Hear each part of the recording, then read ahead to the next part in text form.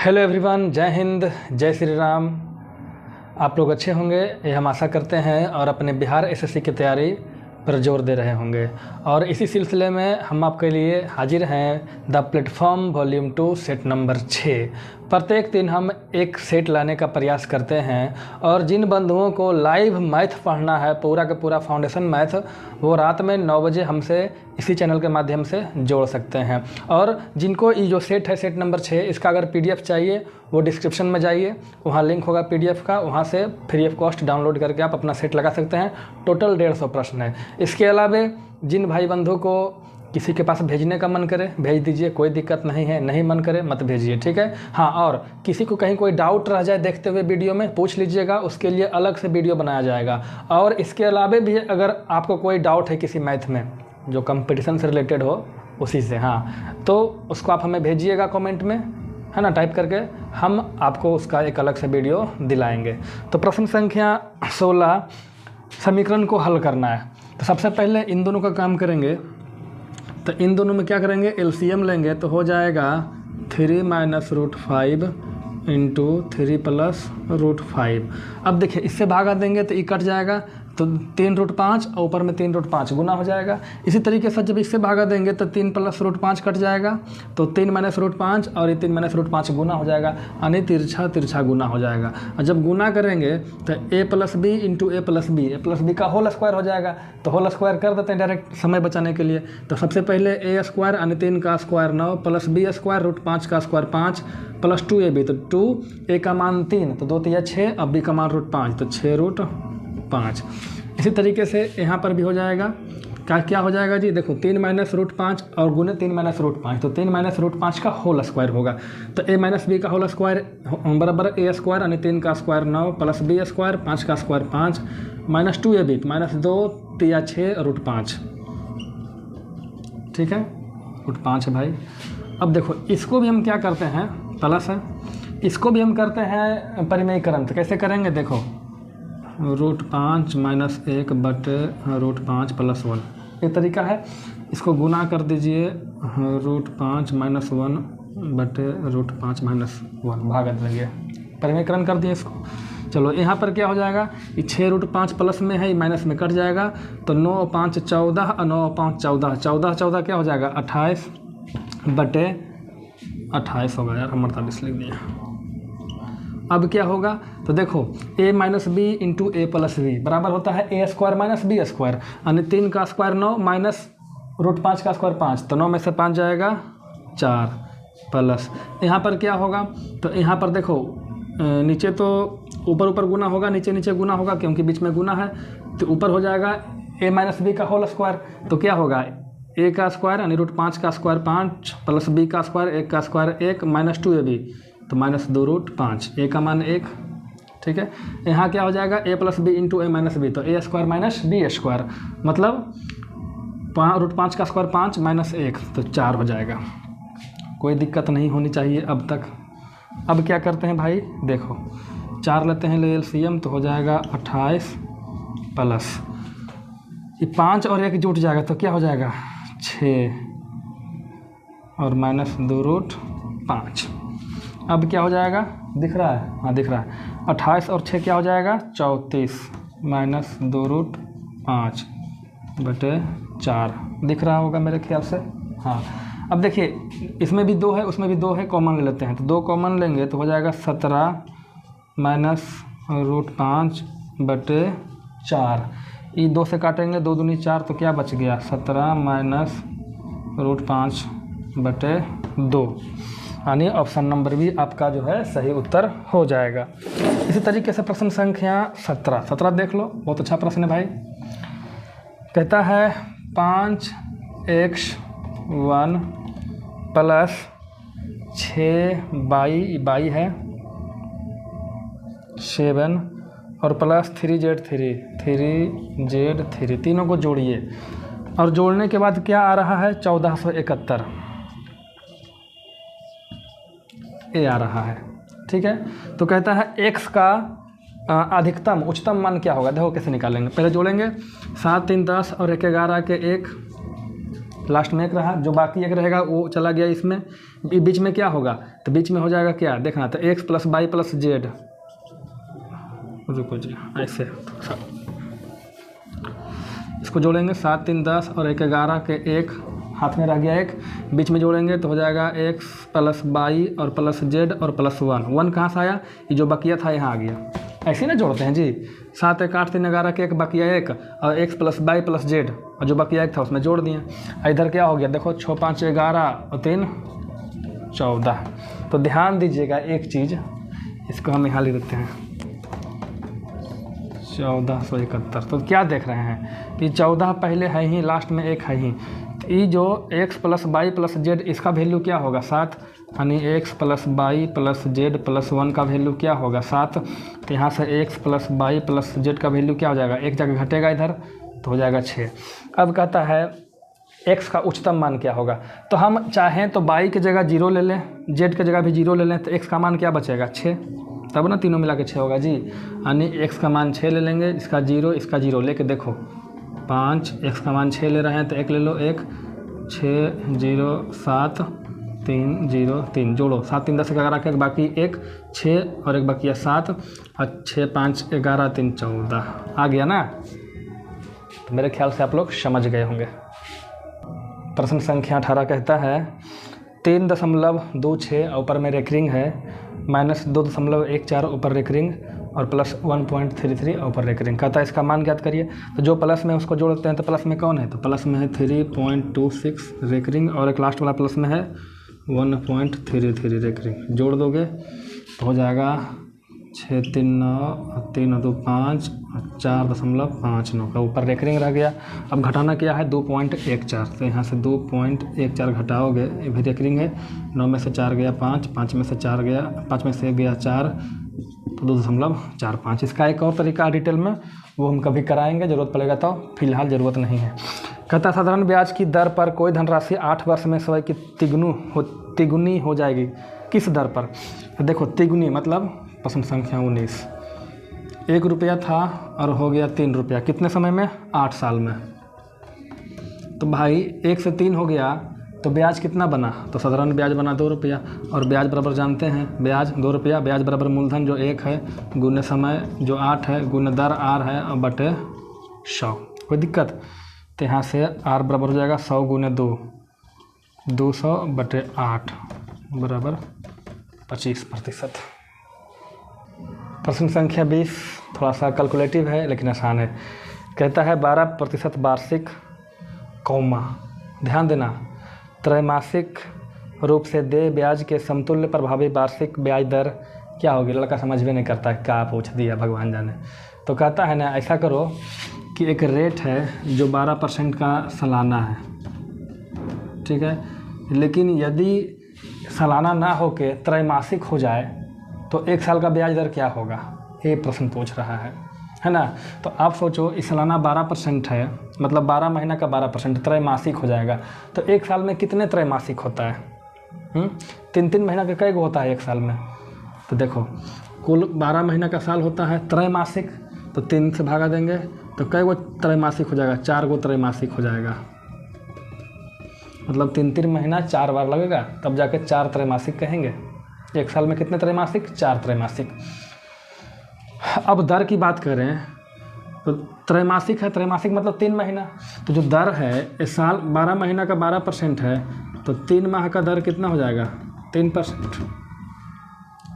ये 12 महीना वार्षिक ना है जी, लोग लिखते हैं वार्षिक। तो जब 12% वार्षिक है मतलब वर्ष का, तो 3 माह का 3%। चलो ठीक है। अब कहता है 4 त्रैमासिक मतलब 3%, ऐसे 3%, फिर 3%, 3%, 3%। अब चारों दर को मिला के एक समतुल्य दर निकालो। कैसे निकालोगे, तो तरीका है पहले इन दोनों का निकालेंगे। कैसे निकालेंगे, x मानेंगे बाई मानेंगे, तो x plus by plus x गुने बाई बटे 100, तो हो जाएगा 3 3 6.09। अब इस 3 को शामिल करेंगे तो इसको भी x इसको बाई, तो दोनों को जोड़ेंगे। कैलकुलेटिव है भाई साहब, आप कुछ नहीं है। तो 6.09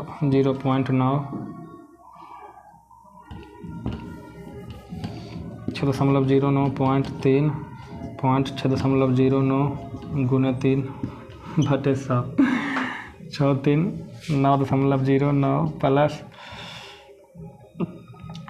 9 तिया 27 और 6 तिया 18 दशमलव 2 अंक के बाद जाएगा तो 2 पहले से 2 अंक और 4 अंक के बाद यानी यहाँ हो जाएगा। अब इसको जोड़ो, यही तो है कैलकुलेशन भाई हैं। इसको जोड़ने में हालत ख़राब हो जाएगा। 9.09 इधर हो जाएगा 0.1827 तो 9.27 हो गया। ठीक है, अभी एक 3 बाकी ये है तो इन सब को करने के बाद क्या हो गया 9.27 ठीक है, और एक 3 रह गया। तो आप दोनों को इसको x मानो इसको y मानो तो x प्लस y हो जाएगा यानी 9.27 प्लस 3 प्लस 9.27 गुने 3 बटे 100 इसको जोड़ो 9 3 12.27 प्लस इसको गुना करो 27 तिया 81 27 तिया 81 9 तिया 27 4 अंक के बाद दशमलव है 1 2 3 4 100 से भागा देंगे तो 2 अंक का दशमलव और भागेगा तो 1 2 2 4 2 6 यहाँ भाग गया है। इसको जोड़ दो तो 12.27 0.2781 जोड़ोगे तो 8 1 7 1 8 8 2 10 बाकी 1 7 7 14 1 15 बाकी 1 2 2 4 1 5 तो कहता है 2 अंकों तक बता दो, 2 अंक तक दशमलव के बाद तब 12.55% दर हो गया।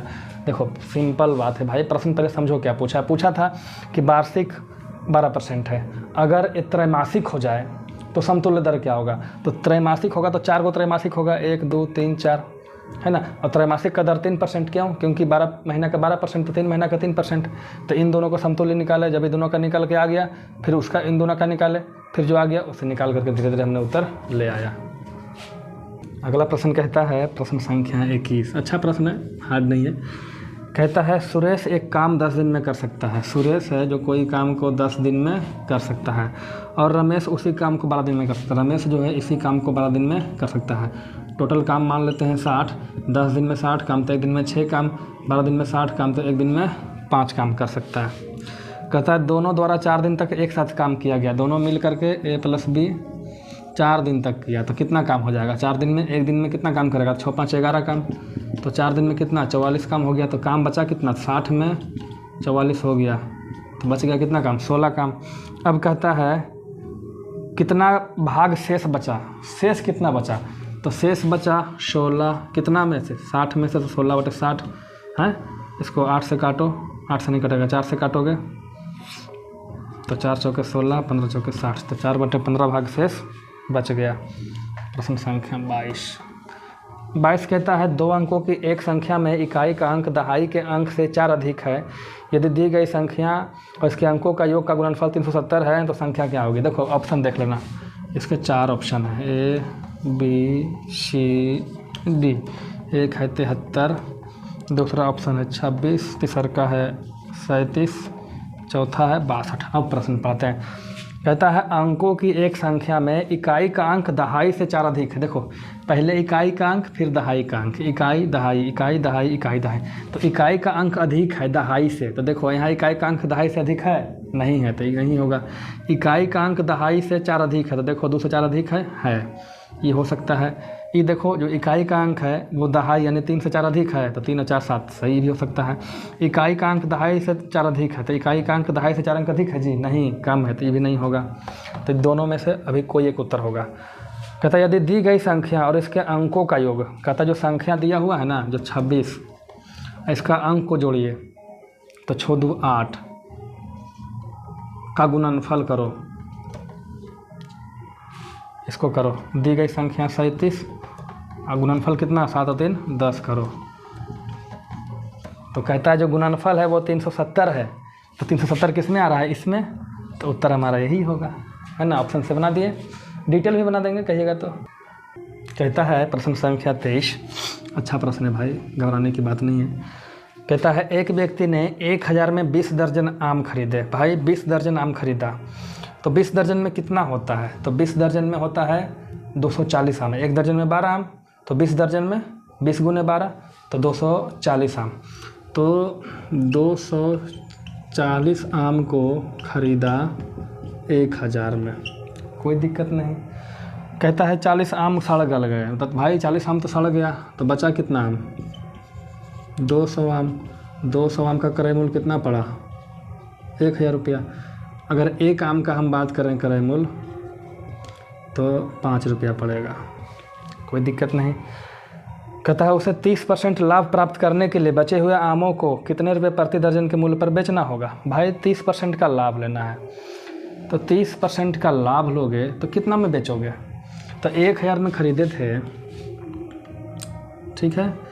अब इसी 200 आम को बेच करके कितना में बेचोगे? 30% लाभ लेके। तो 1000 का 30% 300 होता है, यानी इसको बेचेंगे हम 1300 में। मतलब 200 आम को हमने 1000 में ख़रीदा और इसी 200 आम को हम कितना में बेचेंगे? 1300 में। तो क्या कहता है?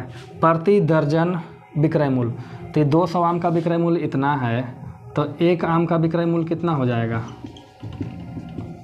1300/200।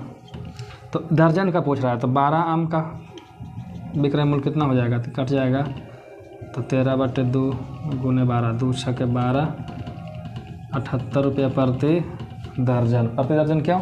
क्योंकि 12 आम है और 12 आम बराबर 1 दर्जन होता है। प्रश्न संख्या 24।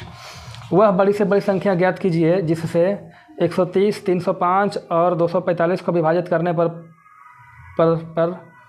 2, 1 और 1 बचे। देखो कहता है एक संख्या ज्ञात करो जिससे 130 में भागा दो, फिर 130 में भागा दोगे तो 2 बचेगा, तो 2 घटा दो, यानी 128 है जो कट जाएगा।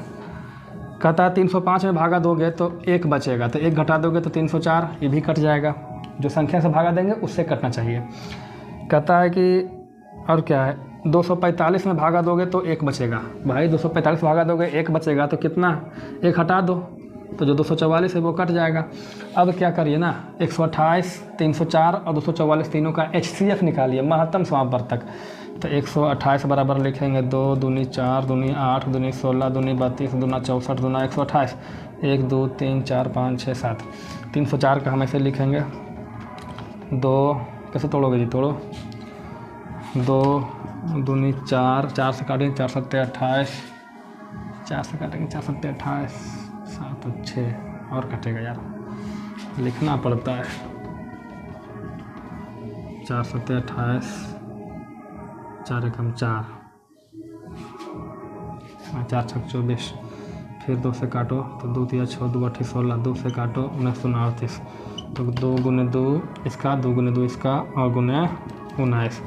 ऐसा ही 244 का लिखोगे तो 244 का लिख लो भाई, 2 तो 12, 2 से लिखो, 2 6 12, 2 एकम 2, तो 2 गुने 61। देखो 2 को 2 कॉमन, 2 को 2 कॉमन, 2 को 2 कॉमन, तो जो HCF हमारा बनेगा वो 2 गुने 2 यानी 4 बनेगा, और यही हमारा उत्तर होगा भाई। प्रश्न संख्या 25। अभी हम हाल फिलहाल में साझेदारी पढ़ा रहे हैं, उसी का प्रश्न कहता है 2 भागीदार A और B। A ने लगाया 12,000 और B लगाया 18,000 और बिजनेस शुरू कर दिया। कहता है और पहले वर्ष के अंत में 1800 रुपया लाभ कमाया। भाई एक वर्ष के अंत में मतलब इसका पैसा भी 12 महीना तक लगा रहा, इसका पैसा भी 12 महीना तक लगा रहा, तो इस तरीके से प्रॉफिट किस अनुपात में बटेगा? तो आपको बता दें, ये होता है कैपिटल, ये होता है टाइम, और जो प्रॉफिट होता है वो होता है कैपिटल गुने टाइम, ठीक है। तो ये और बीच में अनुपात हो जाएगा। तो देखो काट दो, कैसे काट दो, 12 से 12, 6 दूनी 12, 6 3 18, तो 2:3। जो पूंजी बटेगा लाभ जो बटेगा वो 2:3 में बटेगा, यानी इसको 2 मिलेगा, इसको 3 मिलेगा।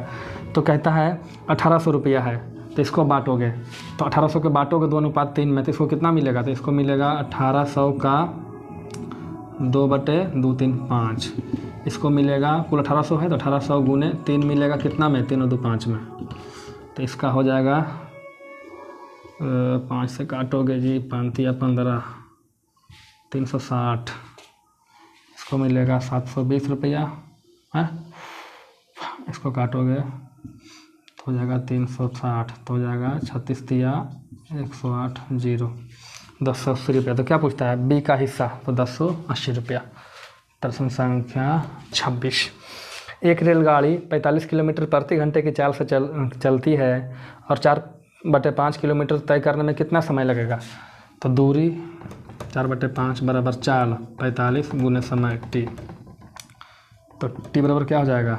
4/5 और गुने 45 ये हो गया घंटा में, लेकिन समय है क्या? सेकंड में दे रखा है। तो 4/5 गुने 45 को बदलेंगे, घंटा में है, 60 से गुना करेंगे मिनट में हो गया, फिर 60 से गुना करेंगे तब जाकर सेकंड में होगा है। 5 से काटोगे तो 5 से काटोगे 12 बार में, और काटो, कैसे काटोगे? 15 से काटो, 15 चौके 60, 15 तिया 45, 3 से काटो, 3 चौके 12, तो समय हो गया 4 गुने 4 गुने 4, 64 सेकेंड का समय लगेगा। देखो प्रश्न संख्या 27 है आसान, लेकिन इतना ना कैलकुलेटिव दे दिया ना, बस उसी से परेशानी है, बाकी है आसान। कहता है रोहित अपने वस्तुओं पर क्रय मूल्य से 30% अधिक अंकित मूल्य अंकित करके उन पर 13.5% का छूट देता है। देखो सिंपल सी बात है, और क्या दे रखा है? विक्रय मूल्य दे रखा है। हाँ, तो उसका क्रय मूल्य पूछ रहा है। देखो 3 तरह का मूल्य होता है, क्रय मूल्य, विक्रय मूल्य, अंकित मूल्य। 30% अधिक अंकित करता है, 30% बराबर, तो 30% बराबर होता है 3/10, मतलब अगर 10 में ख़रीदा है तो 10 का 30%, 3 अधिक में अंकित करेगा यानी 13 रुपये इस पर लिखेगा। आगे कहता है 13.5% का छूट दिया। भाई 13.5% बराबर क्या होता है? तो 13/100, यह दशमलव बटाएंगे तो 100, काट दो 5 से, 5 से काटोगे तब 5 दूनी 10, 5 सत्ते 35, 5 से काटोगे तो 200, वही ना जी, 13.5 27/2, हाँ इतना ही हुआ। मतलब ये डिस्काउंट है, छूट। डिस्काउंट मिलता किस पे है? तो डिस्काउंट जो है मिलता है अंकित मूल्य पे, मतलब कि अंकित मूल्य अगर 200 रुपया है तो 27 रुपया छोड़ के बेचेंगे, तो 200 में 27 छोड़ देंगे तो कितना में बेचेंगे? तो 200 माइनस 27 करो, 10 में 7 गया 3, यहाँ हो जाएगा, और यहाँ 9 में से 2 गया 7, 173, 7 80 और 20 173 में बेचेंगे। अब देखना यहाँ से थोड़ी सी एक काम करना, वस्तु एक ही है, इसको मिटा देते हैं। एक जगह अंकित मूल्य 13 है, एक जगह 200 है, तो अंकित मूल्य बराबर करेंगे। कैसे करेंगे? इसमें गुना कर दीजिए 200 से, इसमें गुना कर दीजिए 13 से, तो इसमें भी गुना करना होगा 13 से, यहाँ 2 से किए तो यहाँ 200 से। इस तरीके से क्रय मूल्य हो जाएगा 2000, अंकित मूल्य हो जाएगा 13 दूनी 2600, और विक्रय मूल्य हो जाएगा, इसको गुना करके देखिए, पागल हो जाइएगा, रहने दीजिए, 173 गुने 13, ये हो गया हमारा विक्रय मूल्य। और विक्रय मूल्य दे रखा है ना, यानी इतना यूनिट बराबर कितना दे रखा है? तो दे रखा है, कहाँ गया जी, 1012 रुपये 50 पैसा, तो इतना यूनिट बराबर 1012 रुपया 50 पैसा। तो एक यूनिट बराबर क्या करेंगे? भागा देंगे। कैसे करेंगे? देखो यहाँ लिखेंगे 1012.50, एक यूनिट भागा देंगे इससे 173 गुने 13 से, दशमलव हटाएंगे तो हो जाएगा गुने 100। आप इसे काटना, मज़ा आएगा। कैसे काटोगे? पहले तो 1 0 से 1 0 काट दो, इसको काटो, 13 से कटेगा, 13 सते 91, 10 और 2, फिर 13 सते 91, गलती काट रहे हैं काजी, 13 सते 91, 10 और 2, 13 सते 91, काट रहे हैं गलती, 1012 रुपया 50 पैसे को भागा देते हैं 13 से यार, 13 सते 91, यहाँ घटेगा तो 1 बचेगा 2, तो 13 सते 91, 11 में से 2 गया, 11, 1 में यहाँ हो गया 1, यहाँ हो जाएगा 1, 5 नहीं कटेगा जी, रुको जी काटते हैं। देखो हम लोग गलती कर रहे हैं, यहाँ 0.5 है भाई, 0.05 है, एक गलती करोगे फंस जाओगे, इसको दशमलव घटाओगे तो 100 रहने दो। अब भागा दो, हम लोग ना गलती कर रहे थे, 0.5 भागा दो, 13 सते 91 तो बचेगा 10, 2 13 सते 91 बचेगा 1, 1 0, 13 8 चलो तल से बचेगा 6 और 5 तो 13 5 65। इसको काटोगे भाई तो कट जाएगा कितना बार में, 7 7 8 5 बार में, ठीक है। अब ऐसा करो 5 से काट दो, है ना, 5 से काटोगे तो कट जाएगा, तो क्यों, ये 5 से काटोगे तो हो जाएगा 20, ये 5 से काटोगे 5 एकम 5, 2 7 5 5 25, 2 8 5 5 25, 5 7 35, है ना। कोई दिक्कत, कोई दिक्कत नहीं। इसको लिख लो यार, बहुत कन्फ्यूजिंग प्रश्न है। कितना बचा, 173 गुने 20, है ना। अब काट दो, कितना बार में कटेगा, 9 बार में काटोगे कट जाएगा, ठीक है। तो हो जाएगा 9/20। तो कहता है क्रय मूल्य ज्ञात करो, तो 1 यूनिट बराबर 9/20, तो क्रय मूल्य कितना है 2000 यूनिट, तो 2000 गुने 9/20 काटोगे तो 1 0 2 से काटोगे तो 100 बार में, तो क्रय मूल्य हो गया 900 रुपया। प्रश्न काफ़ी हल्का है, बट इतना ना कैलकुलेटिव दे दिया कि दिमाग ख़राब लगता है। चलो कोई बात नहीं। प्रश्न संख्या 28 कहता है 1 रुपये 50 पैसे और 25 पैसे को सिक्के हैं। देखो मूल्य कितना है, 1 रुपया, 50 पैसा को बोलेंगे 1/2 रुपया, और 25 पैसे को बोलेंगे 1/4 रुपया। ये रुपया है, 1/2 रुपया, 1/4 रुपया। और संख्या का अनुपात दे रखा है, सिक्का का जो संख्या है उसका अनुपात कितना है, 3 4 5, यानी इसकी संख्या अगर 3x है तो इसका संख्या 4 है, तो इसका संख्या 5 है। अब सोचो 1 रुपया के 3 सिक्का तो कुल कई रुपया होगा, तो गुना करेंगे 3x, इसका मूल्य देखो गुना करके क्या निकालेंगे मूल्य, तो गुना करेंगे तो हो जाएगा 2x, इसको गुना करेंगे तो हो जाएगा 5x/4। ये कुल कीमत हो गया, ठीक है। 1 रुपया वाला कुल इतना कीमत के है, 50 पैसे वाला इतना कीमत का, और 25 पैसे वाला इतने कीमत का। सबको जोड़ दो, सबको जोड़ दो, तो 3 और 2 इसे जोड़ोगे, 3 और 2 5x + 5x/4, तब हो जाएगा 25x/4। और कितना कीमत दे रखा है, 93 रुपये 75 पैसा, तो 93 रुपया 75 पैसा दशमलव है तो बटे 100 करेंगे, ठीक है। यहाँ से काट दोगे तो कट जाएगा 25 बार में, है ना। जब यहाँ से काट दोगे, काट ही दो, तो x बराबर हो जाएगा 9 3 7 5 बटे 1, 25 पहले से, दूसरा का 25 आ जाएगा, और भागा दे दो यार, हैं 25 तिया 75, लो यार भागा दे दो यार, कौन रिस्क लेता है। 25 तिया 75, 13 में से 5 गया 8, यहाँ बचेगा 9 नहीं, 8 में से 75 ना है जी, 8 में 7 गया 1 18, तब 25 7 75 से 1 बचेगा, अब 25 25 से 375 बार में कट जाएगा। इसको भागा दोगे 25 से काटोगे तो वो कट जाएगा कितना बार में, 25 से कम 25, 25 25 25 से 15 बार में, ठीक है। अब क्या कहता है कि सिक्कों की संख्या बताओ, संख्या तो यही है, तो एक सिक्का की संख्या 3x है, तो 3 गुने 15 करेंगे तो इसका संख्या है 45। इसका संख्या बताओ 50 पैसे वाले का, तो 4x, तो 4 गुने 15 तो हो गया 60 सिक्का। और 25 पैसे वाले की सिक्का की संख्या तो 5 गुने 15 तो 75 सिक्के, 45 60 75 सिक्के।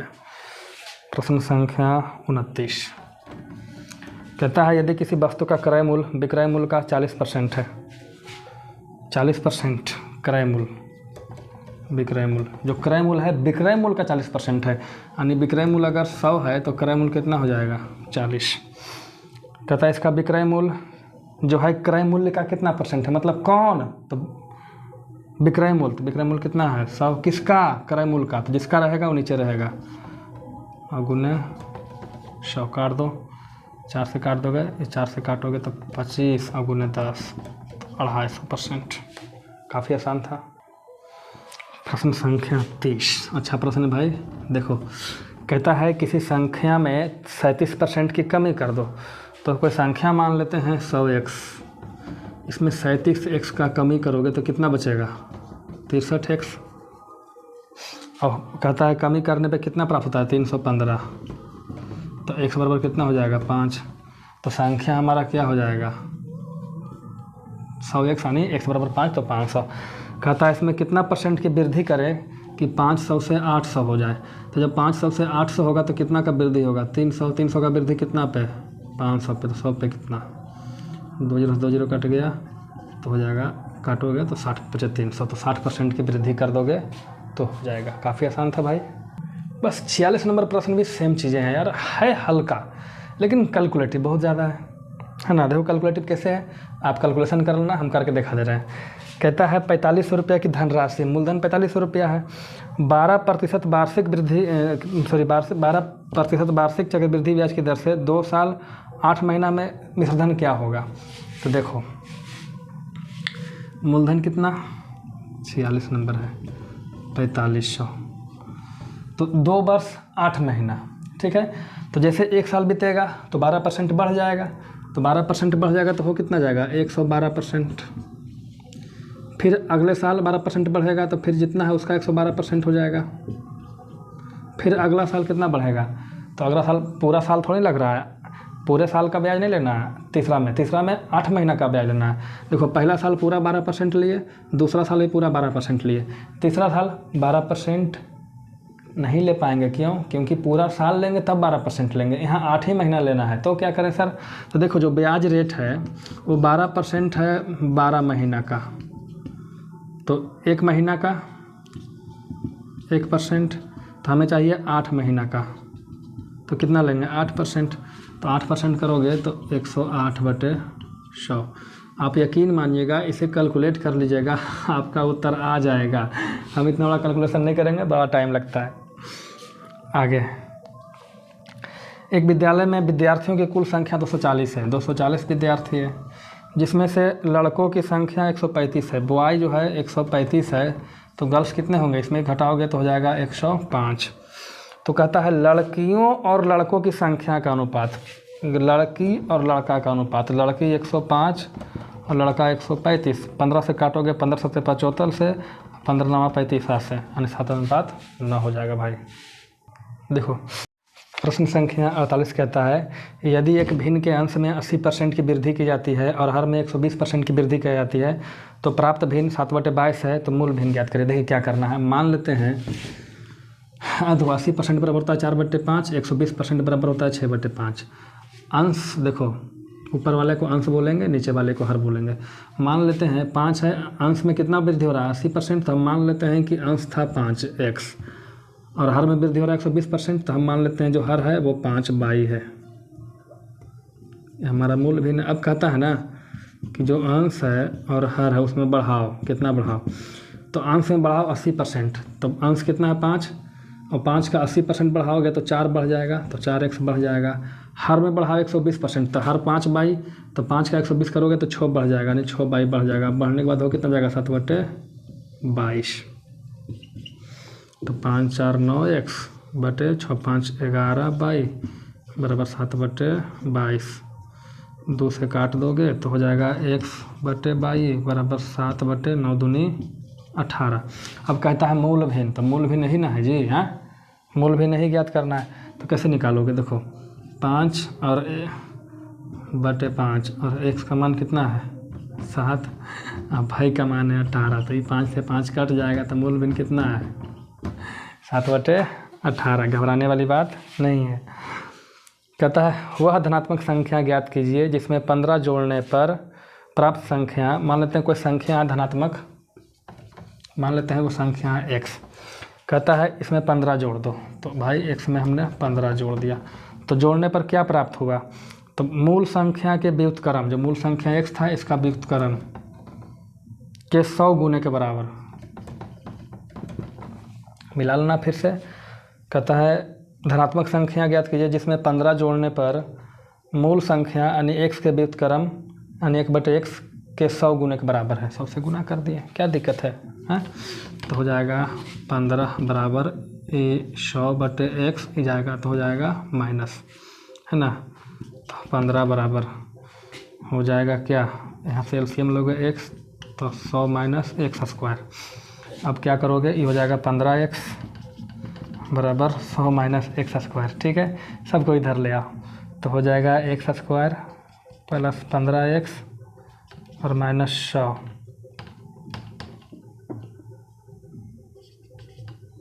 बराबर 0। इसको इधर ले आए तो प्लस एक्स स्क्वायर, ये पहले से प्लस में है, इधर आएगा तो माइनस में, है ना। अब यहाँ से एक्स का मान निकाल लो। कैसे निकालोगे? इसको लिखेंगे x square plus 20x minus 5x minus 100 बराबर 0। ऐसे करने से क्या होगा? घटाने पे प्लस 15x, गुना करने पर माइनस 100x स्क्वायर आएगा। यहाँ से x कॉमन लोगे तो हो जाएगा x प्लस 20, यहाँ माइनस 5 कॉमन लोगे तो हो जाएगा x प्लस 20। देखो माइनस 5x और माइनस 100। तो यहाँ से एक चीज़ समझ के आया कि x प्लस 20 बराबर 0 और x माइनस 5 बराबर 0। तो यहाँ से x बराबर माइनस 20 और यहाँ से x बराबर 5। तो माइनस वाला नहीं लेंगे, x बराबर 5।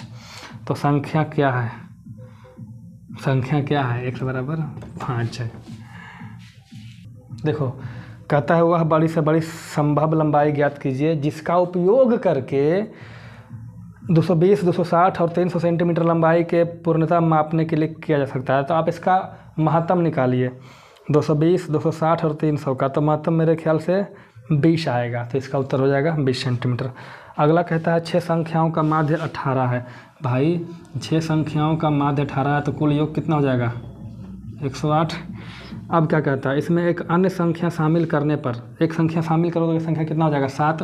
और 7 संख्या का जो माध्य है ना भाई वो 20 है। तो कुल कितना हो जाएगा? 140। तो कहता है संख्या जो शामिल किए वो क्या है? तो इसमें से 140 में से 108 घटा देंगे तो संख्या जो शामिल किए निकल जाएगा 32 है। आगे देखो एक चार्ट दे रखा है, चार्ट आपको दिख रहा होगा। 2012 में विभिन्न राज्यों में चावल का खपत का आंकड़ा दिखा रहा है। प्रश्न कहता है यदि 2012 में चावल का कुल खपत 2 लाख टन है। भाई कुल खपत कितना है? 2 लाख टन। तो अकेले चेन्नई में कितना खपत हुआ? तो चेन्नई में अकेले 30%। तो 2 लाख टन का, 2 लाख का टन लिख देते हैं 30%। 1 0 से 1 0, 1 0 से 1 0। तो 2 तिया 6 पर 4 0, इतना टन, यानी 60,000 टन खपत हुआ केवल चेन्नई में। ठीक है। प्रश्न संख्या 53 अच्छा प्रश्न है, मज़ा आता है। कहा गया एक लड़के को एक दी गई संख्या, एक संख्या दिया गया। अब कहा भाई उस संख्या में तुम 5/11 से गुना कर दो। वो लड़का ने क्या किया? गलती से भागा दे दिया। 5 गुना करने कहा था, इसने 5/11 से भागा दे दिया। कोई दिक्कत? कोई दिक्कत नहीं। तो वो संख्या कुछ मान लेते हैं,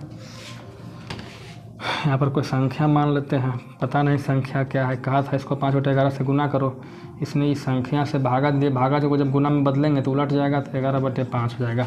तो एक ऐसा संख्या मान लो जो 11 से भी कट जाए, 5 से भी कट जाए, तो कहेंगे सर 55 मान लो।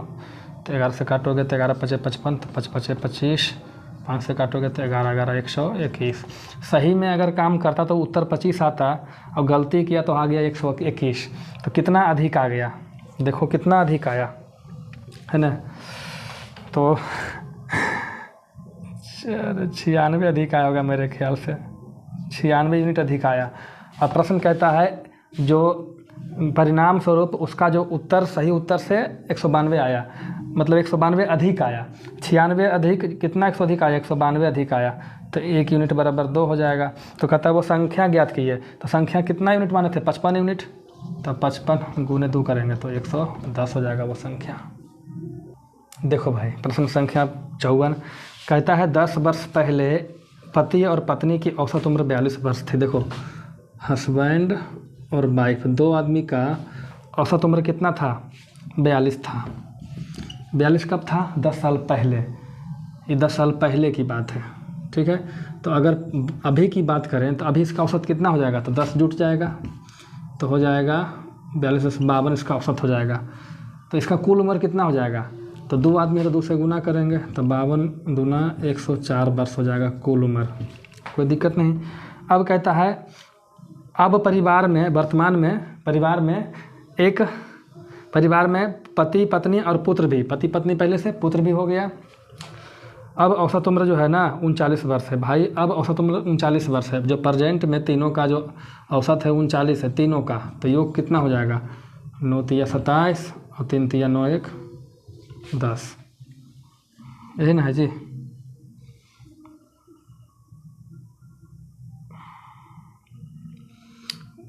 गलती कर दिए हम। 9 3 27 का बाकी 2 3 3 9 2 11 117। तो कहता है पुत्र का उम्र घटा बता दो। तो देखो 3 आदमी का उम्र है, 3 में से 2 आदमी का उम्र घटा देंगे तो जो घट के आएगा 12 नहीं 13 साल, यही उसका पुत्र का उम्र होगा 13 वर्ष। अंतिम प्रश्न है इस प्रश्न का, बता दें कि छोड़ दें? चलो बता दे रहे हैं। कहता है एक पुस्तकालय में हर रविवार को औसतन 502, शनिवार को औसतन 475 और सप्ताह के अन्य दिनों में औसतन 340 पर्यटक आते हैं। रविवार को शुरू होने वाले 30 दिनों के एक महीने में प्रतिदिन आने वाले पर्यटकों की संख्या क्या है? देखो हमें निकालना होगा कि कौन सा दिन कितना बार आएगा। तो एक महीना जो है 30 दिन का है, ठीक है, और सप्ताह में 7 दिन होता है। तो 7 चौके 28, मतलब अगर 28 दिन का महीना लगेगा तो सब दिन सातों दिन 4 बार आएगा, लेकिन 30 का लग रहा है तो जो 2 दिन ऐसा होगा जो 5 बार आएगा, तो वो कौन होगा? तो जो 1 तारीख होगा 2 तारीख होगा वही अंतिम के 29 और 30 को आएगा। हाँ, यानी महीना में 5 बार आएगा। कौन? 1 तारीख और 2 तारीख वाला दिन, है ना। कहता है 1 तारीख को रविवार है। देखो रविवार से शुरू हो रहा है महीना, तो 1 तारीख को रविवार है, तो रविवार कई बार आएगा? तो रविवार की संख्या 5 होगी, और इवेन सोमवार की संख्या भी 5 होगी।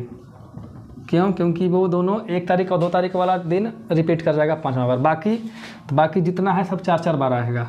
जैसे सोमवार के बाद मंगल 4 गो होगा, बुध 4 गो होगा, गुरु 4 गो होगा, शुक्र 4 गो होगा, और शनि भी 4 गो होगा। तो कहता है देखो रविवार को कितना 502, तो 5 रविवार में कितना आएगा? तो 5 गुने 502 करेंगे तो 2510 पर्यटक आएंगे 5 दिन में, 5 रविवार में। और शनिवार को 475 तो हो जाएगा कुल 1900 आएंगे शनिवार को पर्यटक। अब अन्य दिन में 340, है ना। देखो ये जितना सोमवार से लेकर के सब में 340 कैसे जो है 4 4 8 4 12 4 16 5 21 दिन हुआ, और 21 दिन में कितना लोग आए?